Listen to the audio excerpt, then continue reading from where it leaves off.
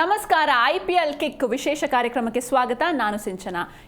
ಇನ್ನು ನಿನ್ನೆ ಗುಜರಾತ್ ಟೈಟನ್ಸ್ ಹಾಗೂ ರಾಜಸ್ಥಾನ್ ರಾಯಲ್ಸ್ ಮುಖಾಮುಖಿಯಾಗಿದ್ರು. ರಾಜಸ್ಥಾನ್ ತಂಡ ಜಯಭೇರಿಯನ್ನ ಬಾರಿಸಿದೆ. ಇದಕ್ಕೆ ಕಾರಣಕರ್ತರಾಗಿದ್ದು 14ರ ಬಾಲಕ. ಈ ಬಗ್ಗೆ ಸಾಕಷ್ಟು ಮಾತಾಡೋಣ. ಇದರ ಜೊತೆಗೆ ಇವತ್ತಿನ match Delhi capitals versus Kolkata night Riders ನಡೀತಾ ಇದೆ. ಸೊ ಈ ಬಗ್ಗೆ ಕೂಡ ಮಾತಾಡೋಣ. ಮೊದಲಿಗೆ ನಮ್ಮ ಸ್ಟುಡಿಯೋಗೆ ಬಂದಿರುವಂತಹ ಗೆಸ್ಟ್ ನ ವೆಲ್ಕಮ್ ಮಾಡಿಬಿಡೋಣ. ಕ್ರೀಡಾಭಿಮಾನಿಯಾಗಿರುವಂತಹ ಮಂಜುನಾಥ್ ಅವರು ನಮ್ಮ ಜೊತೆ ಇದ್ದಾರೆ. Hello sir, welcome to the show. Hi madam. Hi. So ಇನ್ನು ನಿನ್ನೆ ಮ್ಯಾಚ್ ಬಗ್ಗೆ ಮಾತಾಡೋದಾದ್ರೆ 14ರ ಬಾಲಕ ವೈಭವ್ ಸೂರ್ಯವಂಶಿ ಅವರು ಒಂದು ಮ್ಯಾಜಿಕ್ ಮಾಡಿದ್ರು ಅಂತ ಹೇಳ್ಬೋದು. ಹೇಗಿತ್ತು ನಿನ್ನೆ ಮ್ಯಾಚ್? ಮ್ಯಾಜಿಕ್ಕಿಂತ ಒಂದೊಳ್ಳೆ ಸಾಧನೆ ಮಾಡಿದ್ರು, ಒಂದು ಮೈಲಿಗಲ್ಲನ್ನ ಸೃಷ್ಟಿ ಮಾಡಿದ್ರು. ಹಿಂದೆ ಈಗ ಲೆಜೆಂಡ್ಗಳು ಏನು ಹೋದ್ರಲ್ಲ, ಕೆಲವೊಂದು ಲೆಜೆಂಡ್ಗಳು ಕೊಹ್ಲಿ ಆಗಿರ್ಬೋದು, ಧೋನಿ ಆಗಿರ್ಬೋದು, ಸಚಿನ್ ತೆಂಡೂಲ್ಕರ್, ರೋಹಿತ್ ಶರ್ಮಾ, ಇಂಥವ್ರ ಸಾಲಲ್ಲಿ ಇವರು ಒಬ್ಬರು ಒಂದು ಹೆಸರನ್ನ ನಂದು ಸೀಲ್ ಹೊತ್ತಿದ್ರು.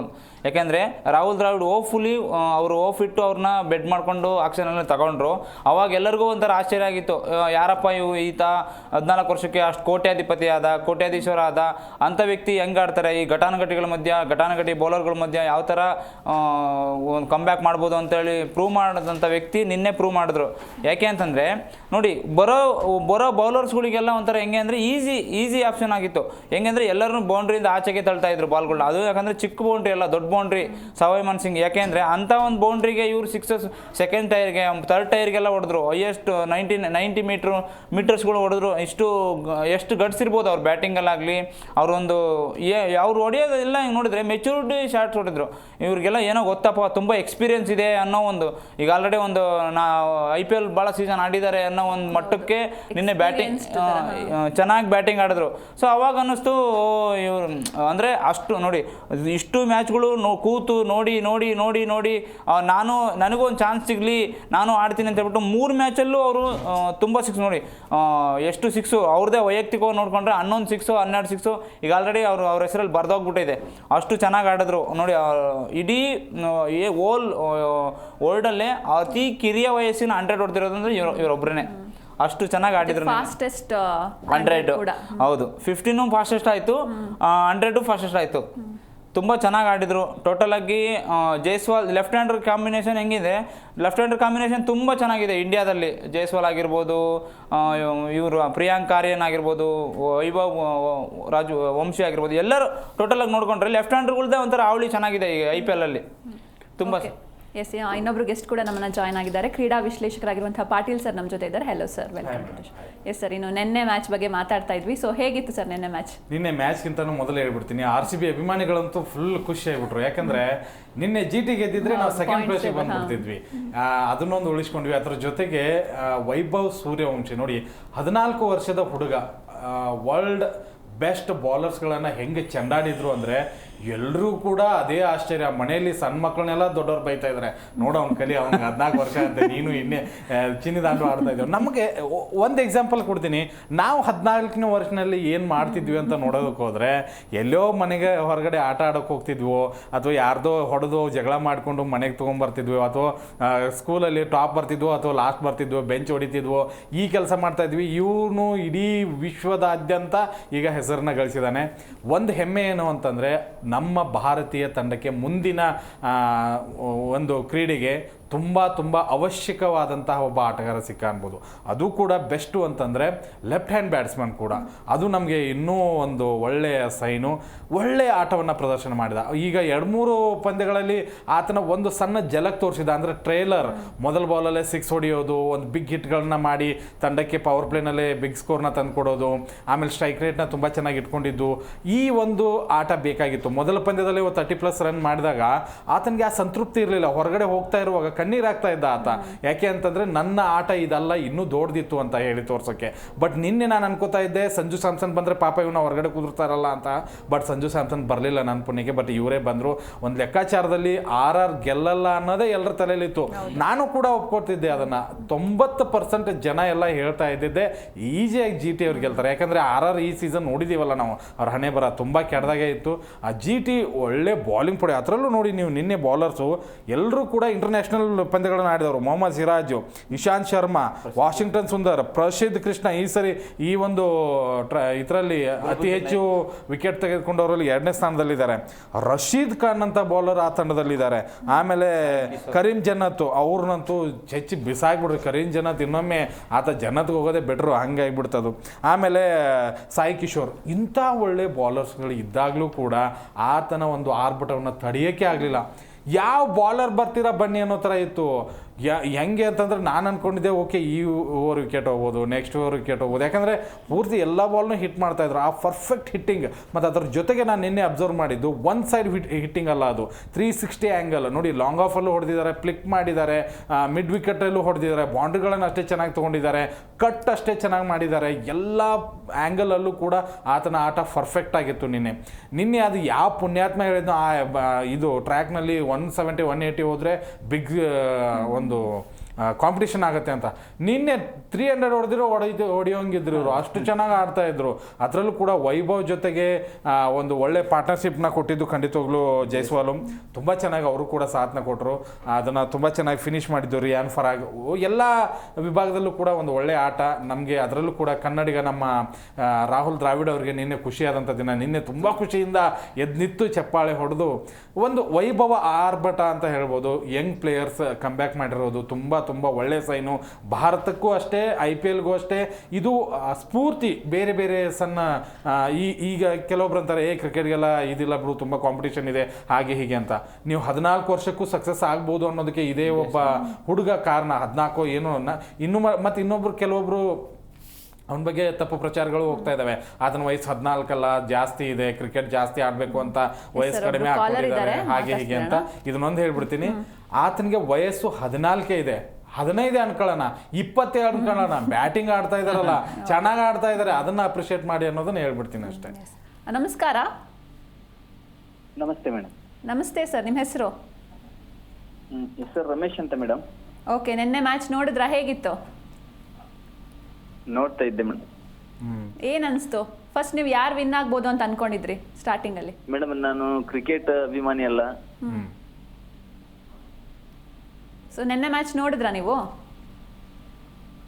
ಹಲೋ, ಕೇಳಿಸ್ತಿದೆ, ಹೇಳಿ ಮೇಡಮ್. ಹೇಳಿ ಸರ್, ಹೇಳಿ. Hello madam. ಹೇಳಿ ಸರ್. ಮೇಡಮ್, ನನ್ನ ಗುರುಗಳ ಜೊತೆ ಮಾತಾಡ್ಬೇಕಿತ್ತು. ಗುರುಗಳು ಬೆಳಗ್ಗೆ ಸಿಗ್ತಾರೆ ಸರ್. ಈಗ ಕ್ರಿಕೆಟ್ ಕಾರ್ಯಕ್ರಮ ಮಾಡ್ತಾ ಇದ್ವಿ, ಅವರು 4:15 ಸಿಗ್ತಾರೆ. ನಾಳೆ ಬೆಳಗ್ಗೆ ಕಾಲ್ ಥ್ಯಾಂಕ್ ಯು ಮಾಡಿ ಸರ್ ಕಾಲ್ ಮಾಡಿದ್ದಕ್ಕೆ. ಎಸ್ ಸರ್ ಹೇಳಿ. ಇಂಥ ಒಂದು ಆಟ ಯಾರೇ ಆಡಲಿ ಅದಕ್ಕೆ ನಾವು ಖಂಡಿತವಾಗ್ಲೂ ಅಪ್ರಿಷಿಯೇಟ್ ಮಾಡಬೇಕು. ಆತ ಹಾಲುಗಲ್ಲದ ಹುಡುಗ. ನಿನ್ನೆ ಅವನ್ನ ಹೇಗೆ ಟ್ರೀಟ್ ಮಾಡ್ತಾ ಇದ್ರು ಅಂದರೆ, ಒಂದು ಚಿಕ್ಕ ಮಗು ಮನೇಲಿದ್ದಾಗ ಟ್ರೀಟ್ ಮಾಡ್ತಾರಲ್ಲ ಹಾಗೆ ಎಲ್ಲರೂ ಕೂಡ ಅವನನ್ನು ಮುದ್ದು ಮಾಡೋದೇ ಆಯಿತು. ಖಂಡಿತವಾಗ್ಲೂ ನಿನ್ನೆ ಮಾತ್ರ ಅಬ್ಬರ ಆರ್ಭಟ ಎಲ್ಲ ಜೋರಾಗಿತ್ತು. ಎಲ್ಲ ಬೌಂಡ್ರಿಗಳು ಹೊರಗಡೆ. ಪಿಂಕ್ ಸಿಟಿ ಮಾತ್ರ ನಿನ್ನೆ ಜೋರಾಗಿ ಸೆಲೆಬ್ರೇಷನ್ ಮಾಡಿತ್ತು. ನಿನ್ನೆ ವೈಭವ್ ವಂಶಿ ಹೊರಗೆ ಹೋಗುವಾಗ ಮಕ್ಕದಲ್ಲಿ ಏನೋ ಒಂಥರ ಬೇಸರ ಇಟ್ಕೊಂಡು ನಾನು ಫಿನಿಶ್ ಮಾಡಲಿಲ್ಲಲ್ಲ ಮ್ಯಾಚ್ನ, ಇಷ್ಟೊಂದು ಚೆನ್ನಾಗಿ ಇದಕ್ಕಿಂತ ಏನು ದೊಡ್ಡದು ಬೇಕು ಬಿಡ್ರಿ. ಏನು ಗೊತ್ತಾ, ಆದ್ರೂ ಗೊತ್ತಾಯ್ತು. ಅಂದ್ರೆ ಆತ ಮೊನ್ನೆ ಹೋಗುವಾಗ್ಲೂ ಹತ್ಕೊಂತಾನೆ ಹೋಗಿದ್ದಾನೆ. ನಿನ್ನೆ ಒಂದ್ ಸ್ವಲ್ಪ ಬೇಸರ ಮಾಡ್ಕೊಂಡು ಹೋಗಿದ್ದಾನೆ. ನೆಕ್ಸ್ಟ್ ಟೈಮ್ ಖುಷಿಯಿಂದ ಫಿನಿಶ್ ಮಾಡಿದಾಗ ಇರೋ ಖುಷಿ ನೀವೇ ಹೇಳಿದ್ರಿ. ತುಂಬಾ ಮ್ಯಾಚ್ಗಳು ಒಬ್ಬ ಯಾರಾದ್ರೂ ಲಾಂಗ್ ಇನ್ನಿಂಗ್ಸ್ ಆಡಿ ಫಿನಿಶ್ ಮಾಡಿದಾಗ ಇರೋ ಖುಷಿನೇ ಬೇರೆ ಅಂತ. ಸೊ ಆ ಖುಷಿ ಡಬಲ್ ಆಗಿರೋದು ಅವ್ರಿಗೆ. ಡಬಲ್ ಸೆಂಚುರಿ ಮಾಡಿದ್ರೆ ಖಂಡಿತವಾಗ್ಲೂ ಯಾರು ತುಂಬಾ ಚೆನ್ನಾಗಿರೋದು. ಹೌದು. ಇನ್ನು ಮಂಜುನಾಥ್ ಅವರು ಈಗ ರಾಜಸ್ಥಾನ್ ಟೀಮ್ಗೆ ಬಂದ್ರೆ ತುಂಬಾ ಹತ್ರದಲ್ಲೇ ಸೋಲ್ತಿದ್ರು ಅವರು ಎಲ್ಲ ಲಾಸ್ಟ್ ಮ್ಯಾಚಸ್ಗಳನ್ನೆಲ್ಲ. ಸೊ ಈ ಸಲ ಅವ್ರು ಗೆದ್ದಿದ್ದಾರೆ. ಸೊ ಅವ್ರ ಪರ್ಫಾರ್ಮೆನ್ಸ್ ಈಗ ವೈಭವ್ ಅವ್ರನ್ನ ಬಿಟ್ಟು ಇನ್ನುಳಿದಂತೆ ಬೌಲಿಂಗ್ ಆಗಿರ್ಬೋದು, ಬೇರೆ ಪರ್ಫಾರ್ಮೆನ್ಸ್ ಅಲ್ಲಿ ನೀವು ಮ್ಯಾಚ್ ನೋಡುವ ಕಾಮೆಂಟೇಟರ್ ಹೇಳ್ತಾ ಇದ್ರು, ಇವರಿಬ್ರು ಚೆನ್ನಾಗಿ ಆಡ್ತಾರೆ, ಪವರ್ ಪ್ಲೇ ಏನೋ 100 150 120 ಹೊಡ್ಕೊಂಡ್ರು ಅಂತಂದ್ರು ನೆಕ್ಸ್ಟ್ ಏನಾದ್ರು ವಿಕೆಟ್ ಹೋತಂದ್ರೆ ಇವ್ರು ಸೋಲೋದು ಗ್ಯಾರಂಟಿ ಅನ್ನೋ ಒಂದು ಮಟ್ಟಕ್ಕೆ ಹೋಗ್ಬಿಡಿ. ಯಾಕೆಂದ್ರೆ 8 ವಿಕೆಟ್ ಇನ್ ಹ್ಯಾಂಡು, 6 ವಿಕೆಟ್ ಇನ್ ಹ್ಯಾಂಡು, ಮತ್ತೆ 4 ವಿಕೆಟ್ ಇನ್ ಹ್ಯಾಂಡ್ ಇದ್ದಾಗಲೂ ಫಿನಿಷರ್ ಇದ್ದಾಗ, ಹಿಟ್ಮ್ಯಾರ್ ಇದ್ದಾಗ, ಜುರೇಲ್ ಇದ್ದಾಗ, ಪರಾಗ್ ಇದ್ದಾಗ, ಇಂಥ ವ್ಯಕ್ತಿಗಳಿದ್ದಾಗ ಸೋಲ್ತಾರೆ ಅಂತಂದ್ರೆ ಕಾಮನ್ ಆಗಿ ಅದು ಅನ್ಸ್ಬಿಡುತ್ತೆ. ಈಗ ಯಾರೇ ನೀವು ಆಟ ಆಡಿದ್ರು ಅವ್ರು ನೆಕ್ಸ್ಟ್ ಬರೋರೆಲ್ಲ ಲೂಸ್ ಬ್ಯಾಟಿಂಗ್ ಆಡಿ ವಿಕೆಟ್ ಒಪ್ಸೋದು, ಇಲ್ಲ ಬಾಲ್ ತಿನ್ನೋದು, ಆ ಥರ ಒಂದು ಮೈಂಡ್ ಸೆಟ್ ಇಟ್ಕೊಂಡು ಆಡಿದಾಗ ಎಲ್ಲ ಯಾವುದೇ ಒಬ್ಬ ವ್ಯಕ್ತಿಗಾಗಲಿ ನೋಡೋರ್ಗಾಗಲಿ ಇವ್ರು ಸೋಲ್ತಾರೆ ಬಿಡು ಕಾಮನ್ ಆಗಿ ಅನ್ನೋ ಒಂದು ಮಟ್ಟಕ್ಕೆ ಬರುತ್ತೆ. ಸೊ ಆ ಒಂದು ತಪ್ಪನ್ನ ಮಾಡಲಿಲ್ಲ ಅವರು. ಯಾಕೆ ಅಂತಂದರೆ ಆಲ್ಮೋಸ್ಟ್ ಇವರಿಬ್ಬರೇ ಮುಗಿಸ್ಬಿಟ್ಟಿದ್ರು ಮ್ಯಾಚ.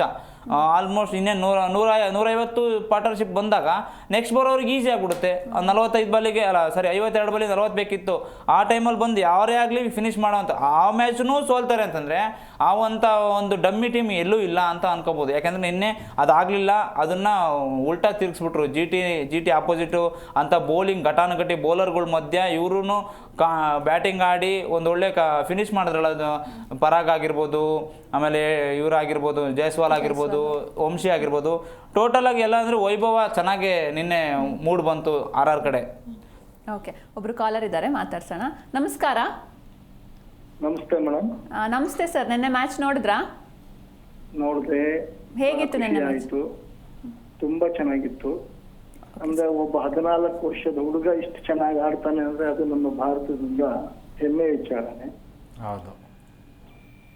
ಯಾಕಂದ್ರೆ ನಾವು ಬಹಳ ಕ್ರಿಕೆಟ್ ನೋಡ್ತೀವಿ, ಎಷ್ಟೋ ಜನ IPL ಅಲ್ಲಿ ನೋಡಿದೀವಿ, ಕೋಟ್ಯಾಂತರ ರೂಪಾಯಿಗೆ ಸೇಲ್ ಆಗಿ 27-28 ಕೋಟಿಗೆ ಬಂದು ಅವರು ಏನು ಆಡ್ತಾ ಇಲ್ಲ. ಅಂತದ್ರಲ್ಲಿ ಒಬ್ಬ ಚಿಕ್ಕ ಹುಡುಗ, ಇನ್ನೂ ಒಂದು 14 ವರ್ಷದ ಹುಡುಗ ಇಷ್ಟು ಚೆನ್ನಾಗಿ ಆಡಿದಾನಂದ್ರೆ ಇದು ಹೆಮ್ಮೆ ವಿಚಾರನೆ. ಮುಂದೆ ಇವ್ರಿಗೆಲ್ಲ ಇಂಟರ್ನ್ಯಾಷನಲ್ ಎಲ್ಲ ಚಾನ್ಸ್ ಸಿಗ್ಬೇಕು, ಇಂಥ ಹುಡುಗರು ಬೆಳಿಬೇಕು. ಮುಂದೆ ಇವರು ಒಬ್ಬ ವಿರಾಟ್ ಕೊಹ್ಲಿ ತರ ಆಗ್ಬೇಕು, ಸಚಿನ್ ತರ ಆಗ್ಬೇಕು. ಯಾಕಂದ್ರೆ ನಮ್ಮ ಇಂಡಿಯಾದಲ್ಲಿ ಬಹಳ ಜನ ಆಡೋರು ಇದ್ದಾರೆ, ಗುರುತಿಸೋರು ಬಹಳ ಕಡಿಮೆ ಇದೆ, ಬಹಳ ಗುರುತಿಸ್ತಾ ಇಲ್ಲ. ಅವ್ರಿಗೆ ಗುರುತಿಸ್ಬೇಕು, ಇಂಥವ್ರನ್ನೆಲ್ಲ ನಾವು ಪ್ರೋತ್ಸಾಹ ಮಾಡ್ಬೇಕು. ಈ ಕಾರ್ಯಕ್ರಮ ಚೆನ್ನಾಗಿ ಮಾಡ್ತಾ ಇದ್ದೀರಿ. ಇದು ಆಕ್ಚುಲಿ ಒಂದು ಒಳ್ಳೆ ಪ್ಲೇಯರ್ನ ಸಪೋರ್ಟ್ ಮಾಡೋ ನೇಚರ್ ಇದು. ನಮ್ಮಲ್ಲಿ ಏನಾಗಿದೆ ಅಂದ್ರೆ ಕ್ರಿಕೆಟ್ ಅಂದ್ರೆ ಬರೀ ರಾಜಕೀಯ ಮಾಡ್ಕೊಬಿಟ್ಟಿದ್ದಾರೆ. ಹಾಗಾಗಿ ಮಾಡಬಾರ್ದು. ಯಾರಲ್ಲಿ ಯೋಗ್ಯತೆ ಇದೆಯೋ ಅವ್ರಿಗೆ ಯೋಗ ಬರಲೇಬೇಕು. ಇದು ತುಂಬಾ ಚೆನ್ನಾಗಿ ಆಡಿದ್ದಾನೆ ವೈಭವ್. ನಿಜವಾಗ್ಲೂ ಅವ್ರು ಹೊಡೆದಿರುವಂತ ಒಂದೊಂದು ಶಾಟ್ಗಳು, ಎಂತೆಂತ ಬೌಲರ್ಸ್ಗಳು, ಇಂಟರ್ನ್ಯಾಷನಲ್ ಬೌಲರ್ಸ್ಗೆಲ್ಲ ಹೊಡೆದಿದ್ದಾರೆ ಅಂದ್ರೆ ಕ್ರಿಕೆಟ್ ಚಾಣಾಕ್ಷಣೆ ಅನಿಸ್ಬಿಡ್ತು ನನಗೆ ನಿನ್ನೆ. ತುಂಬಾ ಚೆನ್ನಾಗಿತ್ತು. ಒಳ್ಳೇದಾಗ್ಲಿ, ಹೀಗೆ ಒಳ್ಳೊಳ್ಳೆ ಕಾರ್ಯಕ್ರಮ ಮಾಡಿ. ನಿಮ್ಮ ಜಿ ನ್ಯೂಸ್ ಚೆನ್ನಾಗಿ ಬರ್ತಾ ಇದೆ ಇದೆಲ್ಲ. Thank you sir.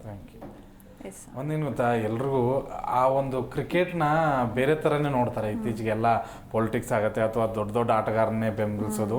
ಒಬ್ಬ ಚಿಕ್ಕ ವಯಸ್ಸಿನ ಹುಡುಗ ಈ ರೀತಿಯಾದಂಥ ಪ್ರದರ್ಶನ ಎಲ್ರಿಗೂ ಕೂಡ ಆಶ್ಚರ್ಯ ತಂದಿದೆ, ಅಷ್ಟೇ ಖುಷಿ ಕೂಡ ತಂದಿದೆ.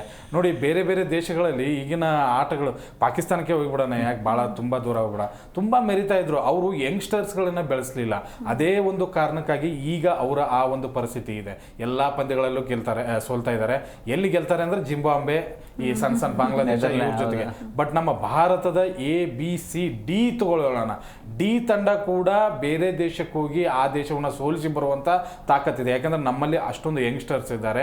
ಇಂತಹ ಒಂದು ಬ್ಯಾಟಿಂಗ್ ಪ್ರದರ್ಶನದ ಮೂಲಕ ಸೂರ್ಯವಂಶಿ ಇದಾನಲ್ಲ, ಮುಂದಿನ ಒಂದು ಇನ್ನೊಂದು ಹೇಳ್ತೀನಿ, ಇಂತಹ ಆಟಗಾರ ಕೆಲವೊಬ್ರು ಬಹಳ ಸರಿ IPL ನಲ್ಲಿ ಮಿಂಚಿದ್ದಾರೆ. ತುಂಬಾ ಜನ ನಾವು ನೋಡಿದೀವಿ, ಮಿಂಚಿ ಮರೆಯಾಗಿಬಿಡ್ತಾರೆ. ಆ ಒಂದು ಸೊಕ್ಕು, ಆ ಒಂದು ದಿಮಾಕು ಅಥವಾ ಆ ಒಂದು ಸಡನ್ ಫೇಮಸ್ ಆಗಿಬಿಡ್ತಾರಲ್ಲ, ಅದನ್ನ ಸಡನ್ಲಿ ತಲೆಗೆ ತಗೊಂಡು ಕೆಲವೊಬ್ರು ಹಾಳಾಗಿಬಿಟ್ಟಿದ್ದಾರೆ. ಬಟ್ ಈ ಯುವಕರಿಗೆ ಆ ರೀತಿಯಾಗಿ ಆಗಬಾರ್ದು. ಒಳ್ಳೆ ಟ್ಯಾಲೆಂಟ್ ಇದೆ. ಮುಂದೆ ಆ ಒಂದು ಅಹಂನೆಲ್ಲ ಬಿಟ್ಟು ರಾಹುಲ್ ದ್ರಾವಿಡ್ ತರ, VVS ಲಕ್ಷಣ್ ತರ ಅಂತಹ ಒಂದು ಕೂಲ್ ಆ್ಯಂಡ್ ಕಾಮ್ ಇಟ್ಕೊಂಡು ಯಾರೇ ಏನೇ ಹೇಳಿದ್ರು ಅದನ್ನೆಲ್ಲ ಬಿಟ್ಟು ತಮ್ಮ ಲೈನ್ನ ತೆಗೆದುಕೊಂಡ್ರೆ ಖಂಡಿತವಾಗ್ಲೂ ಈತನಿಗೆ ಒಂದು ಒಳ್ಳೆ ಫ್ಯೂಚರ್ ಅಂತೂ ಟೀಮ್ ಇಂಡಿಯಾದಲ್ಲಿ ಇದೆ ಅಂತ ನಾನು ಅನ್ಕೋತೀನಿ. ಸರ್, ಸೆಲೆಬ್ರೇಷನ್ ಸಹ ಕಾಮ್ ಆಗಿತ್ತು. ಏನು ಅಷ್ಟೊಂದೇನು ಅಗ್ರೆಷನ್ನೆಸ್ ಇರಲಿಲ್ಲ. ಒಂದು ಆಪೋನೆಂಟ್ ಟೀಮ್ಗಾಗಲಿ ಒಂದು ಮ್ಯಾನೇಜ್ಮೆಂಟ್ಗಾಗಲಿ ಒಂದು ಡೀಸೆಂಟಾಗಿ ಒಂದು ಸೆಲ್ಯೂಟ್ ಹೊಡೆದು ಒಂದು ಸೆಲೆಬ್ರೇಷನ್ ಮಾಡಿದ್ರು. ಅದು ಒಂಥರ ಖುಷಿ ಅನ್ಸುತ್ತೆ. ಹಂಗೆ ಇರಬೇಕು ಆ್ಯಕ್ಚುಲಿ. ಎಸ್, ಇನ್ನು ಈ ಬಗ್ಗೆ ಸಾಕಷ್ಟು ಮಾತಾಡೋಣ. ಇನ್ನು ಪಾಯಿಂಟ್ಸ್ ಟೇಬಲ್ ನೋಡೋದಾದ್ರೆ ಪಾಟೀಲ್ ಸರ್, ಸೊ ಒಂದು ಒಳ್ಳೆ ಕಾಂಪಿಟೇಷನ್ ಬಿಲ್ಡ್ ಆಗ್ತಾ ಇದೆ. ಸೊ ಅದ್ರ ಬಗ್ಗೆ ಏನು ಹೇಳ್ತೀರಾ? ಈಗಾಗಲೇ ಒಂದು 65% 70% IPL ಮುಗಿದಿದೆ. ಈಗ ಇನ್ನೇನಂದ್ರೂ ಕೂಡ ನಂಬರ್ 4 ಅಂದರೆ 1, 2, 3, 4 ಯಾರು ಬರ್ತಾರೆ ಅನ್ನುವಂಥ ಕ್ಯೂರಿಯಾಸಿಟಿ ಅಂತೂ ಖಂಡಿತವಾಗ್ಲೂ ಇದೆ. ಕೆಲವೊಬ್ರಿಗೆ ಒಂದೊಂದು ಪರ್ಸೆಂಟ್. ಈಗ ನಮ್ಮ RCBಗೆ 96% ನಾವು ಈಗಾಗಲೇ ಹೋಗ್ತೀವಿ ಅನ್ನೋ ಥರ ಇದೆ. ಮುಂಬೈಗೆ ಒಂದು 80% ಇದೆ, ಆಮೇಲೆ ಗುಜರಾತ್ಗೆ ಒಂದು 70% ಇದೆ, ಡೆಲ್ಲಿಗೆ ಒಂದು 60% ಇದೆ. ಹೀಗಿದೆ. ಇವತ್ತಿನ ಪಂದ್ಯವನ್ನು ಹೋಲಿಸ್ಕೊಂಡ್ರೆ ಖಂಡಿತವಾಗ್ಲೂ ನೋಡಿ, ನಿನ್ನೆ GTಗೆ ಒಂದು ಒಳ್ಳೆ ಅವಕಾಶ ಇತ್ತು ನಂಬರ್ 1 ಪ್ಲೇಸಿಗೆ ಬರುವಂಥದ್ದು. ಅದನ್ನು ಅವರೇ ಕೈಯಾರೆ ಚೆಲ್ಲಿಬಿಟ್ರು ಅಂತ ಅನ್ಸುತ್ತೆ. ಅವ್ರು ಚೆಲ್ಲಿದ್ರ ಅಥವಾ ವೈಭವ ಮೆರೆದ್ಬಿಟ್ರ ಆರ್ಆರ್ದವರು ಅಂತ ಗೊತ್ತಿಲ್ಲ. ಬಟ್ ಕಾಂಪಿಟೇಷನ್ ಅಂತೂ ಇದೆ. ಬೆಂಗಳೂರಿಗೆ ಟಚ್ ಮಾಡೋದು ತುಂಬ ಕಷ್ಟ ಇದೆ. 4 ಪಂದ್ಯಗಳಲ್ಲಿ, ಇನ್ನು 4 ಪಂದ್ಯಗಳಲ್ಲಿ 1 ಗೆದ್ರೂ ಕೂಡ ನಮ್ದು ಸೆಮೀಸ್ ಫಿಕ್ಸು. ಮುಂಬೈ ಕೂಡ ಕಾಂಪಿಟೇಷನ್ ಚೆನ್ನಾಗೇ ಇದೆ. ಇನ್ನು 2 ಗೆದ್ರೆ ಅವರು ಅಂತೂ ಖಂಡಿತವಾಗ್ಲೂ ಬರ್ತಾರೆ. ನಂಬರ್ 1 ನಂಬರ್ 2ಗೆ ಯಾರು ಕಾಂಪಿಟೇಷನ್ ಕೊಡ್ತಾರೆ ಅನ್ನುವಂಥ ಕುತೂಹಲ ಇದೆ. ಗುಜರಾತ್, ಡೆಲ್ಲಿ, ಪಂಜಾಬ್, ಲಕ್ನೋ, ಕೋಲ್ಕತ್ತಾ ಇಲ್ಲಿವರೆಗೂ ಕೂಡ ಕಾಂಪಿಟೇಷನ್ ಇದೆ ಇಲ್ಲಿ.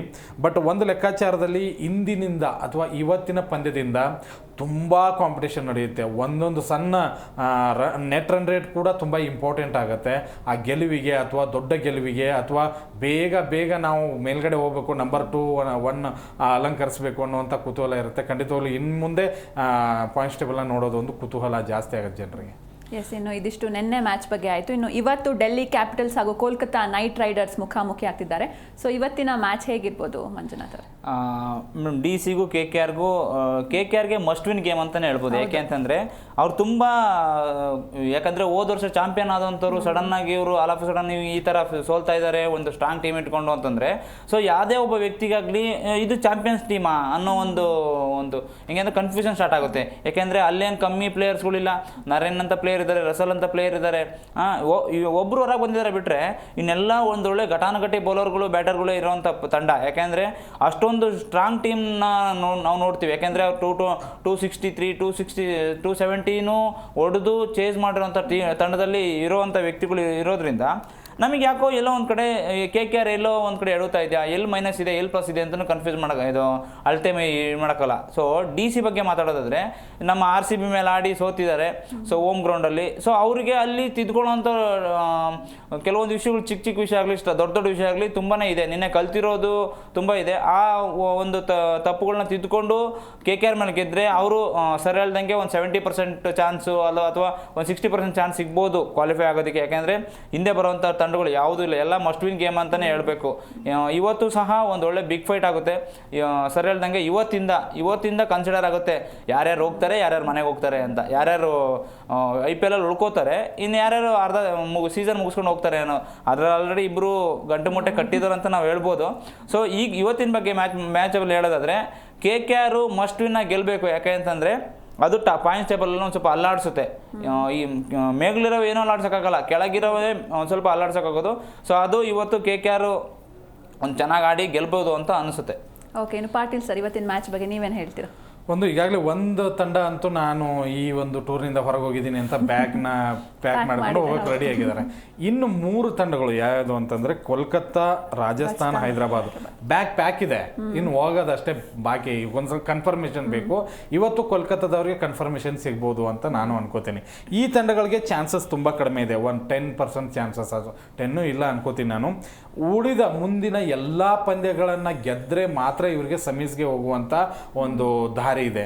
ಬಟ್ ಮೇಲಿನ ಒಂದು ದೈತ್ಯ ತಂಡಗಳು ಏನಿದಾವಲ್ಲ, ಅವರು ಇವರಿಗೆಲ್ಲ ಗೆಲುವನ್ನು ತಂದು ಕೊಡುವಂತಹ ತಂಡಗಳಂತೂ ಖಂಡಿತವಾಗ್ಲೂ ಇಲ್ಲ, ಎಡುತ್ತಾರೆ ಅನ್ನೋದು ನನ್ನ ಲೆಕ್ಕಾಚಾರ. ಇವತ್ತು ಕೋಲ್ಕತ್ತಾ ಬಗ್ಗೆ ಹೇಳೋದಾದರೆ 9ರಲ್ಲಿ 3 ಗೆಲುವನ್ನು ಸಾಧಿಸಿ 5 ಸೋಲನ್ನು ಅನುಭವಿಸಿದೆ. -0.212 ಅಲ್ಲಿ ಇವರು ಇದ್ದಾರೆ. ಇನ್ನೊಂದು ಡೆಲ್ಲಿ ಕಡೆಗೆ ಹೋದರೆ 9ರಲ್ಲಿ 6 ಗೆದ್ದಿದ್ದಾರೆ. ಲಾಸ್ಟ್ 5 ಪಂದ್ಯಗಳಲ್ಲಿ 3ರಲ್ಲಿ ಇವರು ಸೋಲನ್ನು ಅನುಭವಿಸಿದ್ದಾರೆ.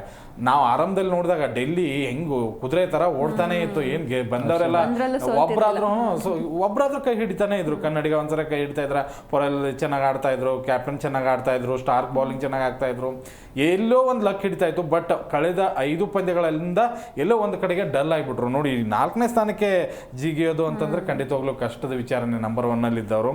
ಇವತ್ತಿನ ಪಂದ್ಯ ಎರಡು ತಂಡಗಳಿಗೂ ಕೂಡ ತುಂಬಾ ಇಂಪಾರ್ಟೆಂಟ್ ಆಗುತ್ತೆ. ಒಂದು ಕಡೆಗೆ ಡೆಲ್ಲಿನ ಗೆಲುವು ಸಾಧಿಸಲಿ ಅನ್ನೋದು ನನ್ನ ಮನದ ಬಯಕೆ. ಯಾಕಂದ್ರೆ ಅಲ್ಲಿ ಕನ್ನಡಿಗರು ಇಬ್ಬರಿದ್ದಾರೆ, ಹಂಗಂತ ಹೇಳಿ ಕನ್ನಡಿಗರ ಮೇಲೆ ಅಭಿಮಾನ ಅಂತಲ್ಲ, ಅವ್ರು ಇಬ್ಬರಿಗೋಸ್ಕರನಾದ್ರೂ ಅದು ಹೋಗ್ಲಿ. ಮತ್ತೆ ಇನ್ನೊಂದು ಏನಂತಂದ್ರೆ ಆ ತಂಡ ಕೂಡ ಕಪ್ ಗೆದ್ದಿಲ್ಲ. ಕಪ್ ಗೆಲ್ಲದೆ ಇರೋರು ಯಾರಾದ್ರೂ ಒಬ್ರು ಗೆಲ್ಲಿ ಅನ್ನೋದು ನನ್ನ ಆಸೆ ಅಷ್ಟೇ. ಮುಂಬೈ ಸೋಲ್ಬೇಕು ಅನ್ನೋದನ್ನ ಯಾವಾಗಿದ್ರೂ ಬಯಸ್ತೀನಿ. ಓಕೆ, ಈ ಡಿ ಸಿ ಕಡೆ ಬಂದ್ರೆ KL ರಾಹುಲ್ ಒಬ್ರು ತುಂಬಾ ಚೆನ್ನಾಗಿ ಆಡ್ತಾ ಇದ್ದಾರೆ. ಅಕ್ಷರ್ ಪಟೇಲ್ ಕಡೆಯಿಂದ ವಿಕೆಟ್ಸ್ ಬರ್ತಾ ಇಲ್ಲ ಅನ್ಕೊಂಡಿದ್ವಿ, ಬಟ್ RCB ಜೊತೆ ಒಂದು ಒಳ್ಳೆ ಬೌಲಿಂಗ್ ಪ್ರದರ್ಶನವನ್ನ ಮಾಡಿದ್ದಾರೆ. ಅಭಿಷೇಕ್ ಪೊರೆಲ್ ಒಳ್ಳೆ ಬ್ಯಾಟರ್ ಇತ್ತ, 30 ರನ್ಗೆ ಮಾತ್ರ ಸೀಮಿತವಾಗದೆ ಬಿಗ್ ಸ್ಕೋರ್ ಮಾಡಿದ್ರೆ ಖಂಡಿತವಾಗ್ಲೂ ರನ್ ಬಂದೇ ಬರುತ್ತೆ. ಕರುಣ್ ನಾಯರ್ಗೆ ಅವಕಾಶಗಳು ಸಿಗ್ತಾ ಇದೆ. ಇಂಥ ಅವಕಾಶಗಳು ಮತ್ತೆ ಸಿಗೋದು ನನಗೆ ಡೌಟು. ಅವಕಾಶಗಳನ್ನು ಸರಿಯಾಗಿ ಬಳಸ್ಕೊಂಡ್ರೆ ಮಾತ್ರ ಮುಂದಿನ IPLಗೆ ಇವ್ರ ಹರಾಜಿನಲ್ಲಿ ಇವ್ರನ್ನ ಯಾರಾದ್ರೂ ತಗೊಂಡ್ರೂ ತಗೋತಾರೆ. ಇಲ್ಲ ಇದೇ ಪ್ರದರ್ಶನವನ್ನು ಮುಂದುವರಿಸಿದ್ರೆ ಖಂಡಿತವಾಗ್ಲೂ ತಗೊಳ್ಳಲ್ಲ. ಮೊದಲ ಪಂದ್ಯದಲ್ಲಿ ಇವರು ತುಂಬಾ ಚೆನ್ನಾಗಿ ಆಡಿದಾಗ ಇದೇ ಡೆಸ್ಕ್ನಲ್ಲಿ ಕೂತ್ಕೊಂಡು ತುಂಬಾ ಚೆನ್ನಾಗಿ ಹೊಡಿದೀವಿ. ಯಾಕಂದ್ರೆ ಮುಂಬೈ ವಿರುದ್ಧ ಅಂತ ಒಂದು ಅದ್ಭುತವಾದಂಥ ಬ್ಯಾಟಿಂಗ್ ಪ್ರದರ್ಶನ ಮಾಡಿದ್ರು.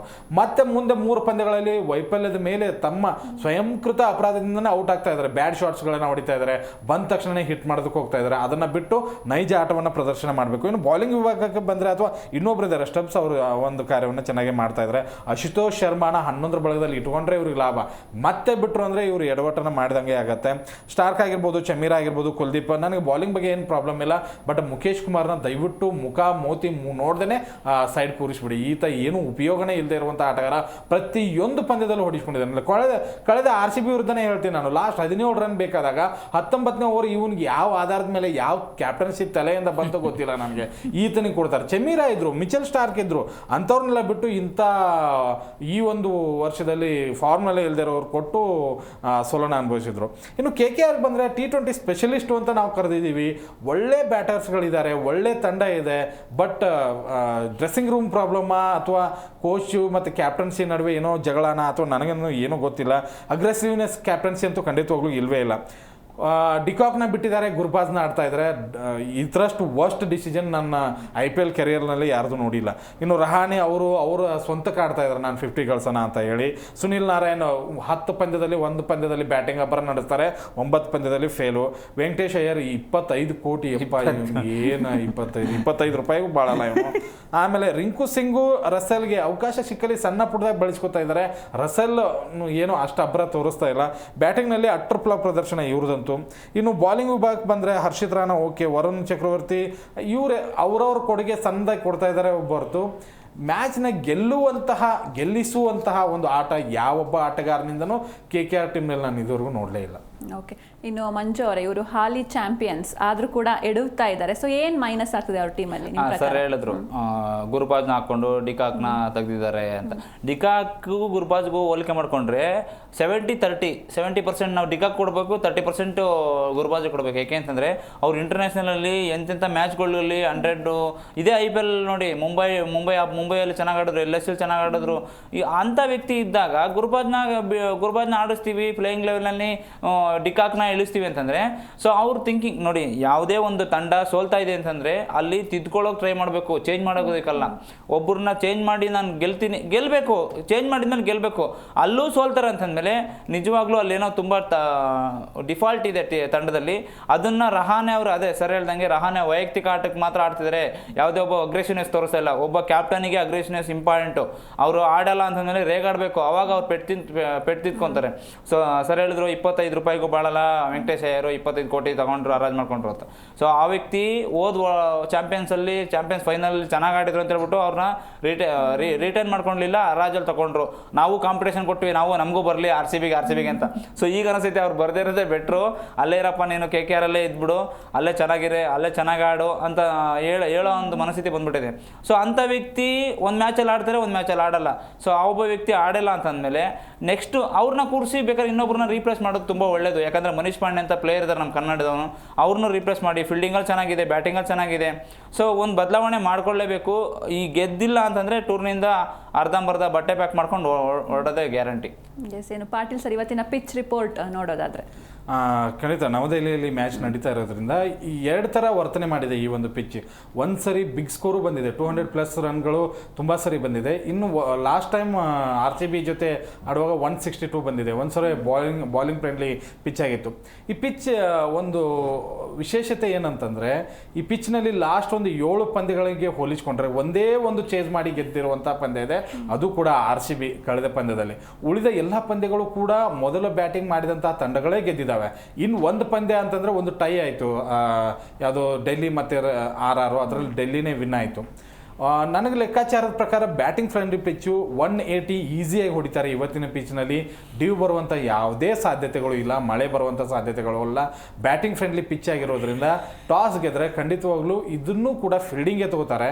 ಆದರೆ ಇದು batting friendly pitch, 180, 190 easy score ಮಾಡ್ತಾರೆ. ಟಾಸ್ ಗೆದ್ರೆ ಖಂಡಿತವಾಗ್ಲೂ ಫೀಲ್ಡಿಂಗ್. ಓಕೆ, ಇನ್ನು ಮಂಜುನಾಥ್ ಅವರೇ, ನಮ್ಮ RCB ತಂಡಕ್ಕೆ ಯಾವ ಟೀಮ್ ಟಕ್ಕರ್ ಕೊಡ್ಬೋದು ಅಂತ? ಆಬ್ವಿಯಸ್ಲಿ ಮುಂಬೈ. ಯಾಕೆಂದರೆ ಅದನ್ನು ಹೆಂಗೆ ನಮ್ಮ ಮ್ಯೂಚುವಲ್ ಅಂಡರ್ಸ್ಟ್ಯಾಂಡಿಂಗ್ ಚೆನ್ನಾಗಿದೆ. ಅವರು ಚೆನ್ನಾಗಿ ಆಡ್ತಾರೆ, ನಾವು ಚೆನ್ನಾಗಿ ಆಡ್ತಿದ್ವಿ. ನೋಡಿ ಅವರು ಬ್ಯಾಕ್ ಟು ಬ್ಯಾಕ್ ವಿನ್ ಮಾಡಿಕೊಂಡು ಅವರು ಟಾಪ್ ಆಫ್ ದ ಟೇಬಲ್ ಬರ್ತಾ ಇದ್ದಾರೆ. ನಾವು ಹೆಂಗೆ ಅಂದರೆ ನಾವು ಅವೇ ಗೇಮ್ 6 ಮ್ಯಾಚು ನೋಡಿ, ದಾಖಲೆ ಒಂಥರ ಹೆಂಗೆ ಅವೇ ಗೇಮ್ ಮೇಲೆ 6 ಮ್ಯಾಚ್ ಗೆದ್ದಿದ್ದೀವಿ. ನೆಕ್ಸ್ಟ್ ಇನ್ನು 2 ತವ್ರನೆಲ್ಲದಲ್ಲಿ 2 ಮ್ಯಾಚ್ ಇದೆ. ಆ 2 ಮ್ಯಾಚ್ ಮಸ್ಟ್ ವಿನ್ ಗೇಮ್ ಆಗುತ್ತೆ. ಆ ಮಸ್ಟ್ ವಿನ್ ಗೇಮಲ್ಲಿ ಗೆದ್ದರೆ ನಾವು ಟಾಪ್ ಆಫ್ ದ ಟೇಬಲಲ್ಲಿ ಕೂರ್ತೀವಿ, ನಮಗೆ 2 ಚಾನ್ಸ್ ಸಿಗುತ್ತೆ. ಸಾರಿ ಡೈರೆಕ್ಟ್ ಫೈನಲ್ಗೆ ಹೋಗ್ತೀವಿ, ಇಲ್ಲಾಂದರೆ ಸೋತ್ರೆ ಇನ್ನೊಂದು ಚಾನ್ಸ್ ಆಡ್ತೀವಿ. ಸೋಲೋದು ಬೇಡ, ಡೈರೆಕ್ಟ್ ಫೈನಲ್ಗೆ ಹೋಗಿ ಕುತ್ಕೊಂಡು, ಯಾಕಂದರೆ ರೆಸ್ಟ್ ಬೇಕು ಆಟಗಾರರಿಗೆ. ಅದು ಟಕ್ಕರ್ ಕೊಡುವಂಥ ತಂಡ. ಓಕೆ ಪಾಟೀಲ್ ಸರ್, ನಿಮ್ಮ ಪ್ರಕಾರ? ಖಂಡಿತ ಮುಂಬೈ, ಯಾಕೆಂದರೆ 5ರಲ್ಲಿ 5 ಗೆಲುವನ್ನು ಸಾಧಿಸೋದು ಅಷ್ಟು ಸುಲಭ ಅಲ್ಲ. ಮೊದಲ 5 ಪಂದ್ಯಗಳಲ್ಲಿ ಒಂದೇ ಒಂದು ಗೆಲುವು, 4 ಸೋಲಿದ್ದಾಗ ತಂಡದ ಮನಸ್ಥಿತಿ ಖಂಡಿತವಾಗ್ಲೂ ಕೆಳಗಡೆ ಇರುತ್ತೆ. ಅದಾದ ನಂತರ ಕಂಟಿನ್ಯೂಸ್ 5 ಗೆಲುವು ಇದೆಯಲ್ಲ, ಆ ಆತ್ಮಸ್ಥೈರ್ಯ ದೊಡ್ಡದಾಗುತ್ತೆ. ಯಾವಾಗ ರೋಹಿತ್ ಶರ್ಮಾ ಫಾರ್ಮ್ ಬಂದರೋ ಆ ತಂಡದ ಪರಿಸ್ಥಿತಿನೇ ಚೇಂಜ್ ಆಗಿಬಿಟ್ಟಿದೆ. ಸೂರ್ಯಕುಮಾರ್ ಯಾದವ್ ಅಂತೂ ಸಿಕ್ ಬೌಲರ್ಸ್ಗಳೆಲ್ಲ ಹೊಡಿತಾ ಇದ್ದಾರೆ. ಒಂದು ಹೈಯೆಸ್ಟ್ ರನ್ ಗೆಟರ್ಸ್ ಅಲ್ಲಿ ಸೂರ್ಯಕುಮಾರ್ ಯಾದವ್ ಹೆಸರು ಕೂಡ ಇದೆ.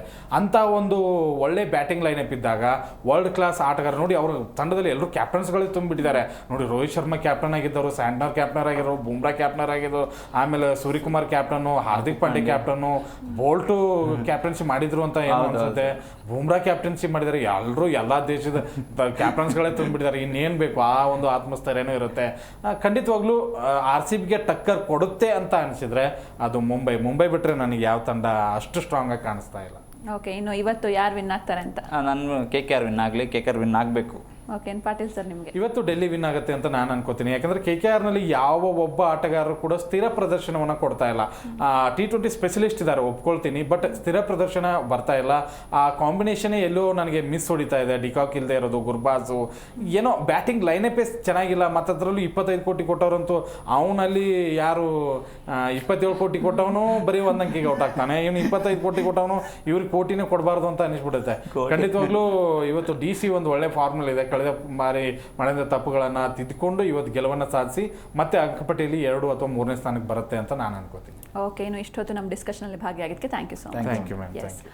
ಇದಾಗಿತ್ತು ಇವತ್ತಿನ ವಿಶೇಷ. ನೋಡ್ತಾ ಇರಿ ಜಿ ಕನ್ನಡ ನ್ಯೂಸ್, ಸತ್ಯವೇ ಸುದ್ದಿಯ ಜೀವಾಳ.